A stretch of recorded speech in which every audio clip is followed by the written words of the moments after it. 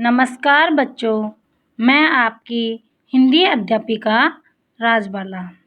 आज मैं आपको अध्याय 4 के बारे में पढ़ाऊंगी, जिसका नाम है कठपुतली।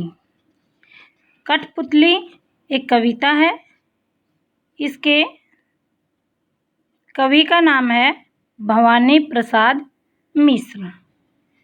कठपुतली कविता के माध्यम से कवि ने कठपुतलियों की स्वतंत्रता की इच्छा व्यक्त की है। इस कविता में कठपुतलियाँ स्वयं अपनी आज़ादी की इच्छा व्यक्त कर रही है। उनके सामने स्वतंत्रता को साकार बनाने वाली अनेक चुनौतियाँ हैं। धागे में बंधी हुई कठपुतलियाँ पराधीन हैं। उन्हें दूसरों के इशारे पर नाचने से बहुत दुख होता है। प्यारे बच्चों, कठपुतलियों को एक मनुष्य जिस प्रकार हिलाता है उनके धागों को, उसी प्रकार वो नाचती रहती है। अर्थात कठपुतलियाँ हमेशा मनुष्य के अधीन होती है। दुख से इस चीज़ का कठपुतलियों को बेहद दुख होता है, क्योंकि उन्हें दूसरों के इशारे पर नाचना होता है। इस दुख से बाहर निकलने के लिए एक कठपुतली विद्रोह कर देती है और वह अपने पाँव पर खड़ा होना चाहती है। उसकी बात सभी कठपुतलियों को भी अच्छी लगती है, क्योंकि आज़ादी किसे प्यारी नहीं है। सभी आज़ाद रहना चाहते हैं। लेकिन जब पहली कठपुतली पर सबकी स्वतंत्रता की जिम्मेदारी आती है, तो वह सोच समझकर कदम उठाना जरूरी समझती है। और वो कहती है किस प्रकार, कठपुतली गुस्से से उबली, बोली ये धागे क्यों हैं मेरे पीछे आगे, इन्हें तोड़ दो, मुझे मेरे पाँव पर छोड़ दो। इसमें कवि कहते हैं कि कठपुतली अपने आप को धागे में बंधी हुई देखकर बहुत गुस्से से जोश में भरकर बोली कि मुझे आगे पीछे से धागों में क्यों बांधा हुआ है। इन धागों को तोड़कर हम स्वतंत्र होना चाहती है, अर्थात अपने पैरों पर खड़ा होना चाहती है।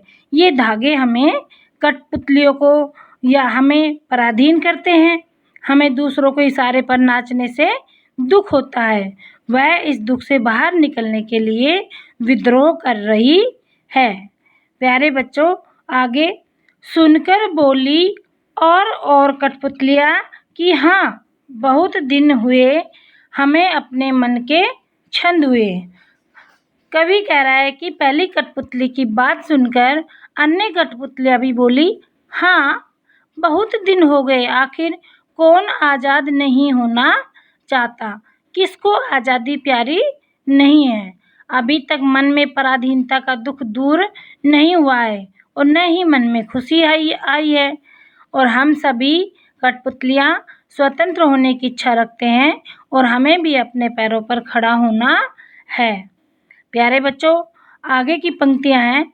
मगर पहली कठपुतली सोचने लगी, यह कैसी इच्छा मेरे मन में जगी।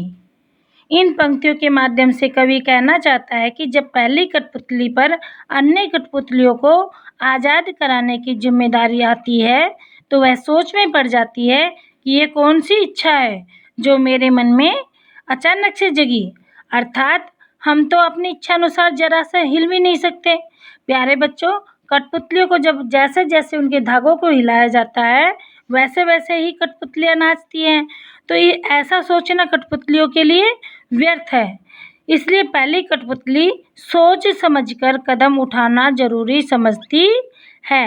इन पंक्तियों के माध्यम से कवि ने कठपुतली की आज़ादी की इच्छा को व्यक्त किया है। और उनका मानना है, अर्थात कठपुतलियों का मानना है कि कोई भी कार्य गुस्से व जोश में आकर न करने की अपेक्षा सोच समझकर करना चाहिए। धन्यवाद।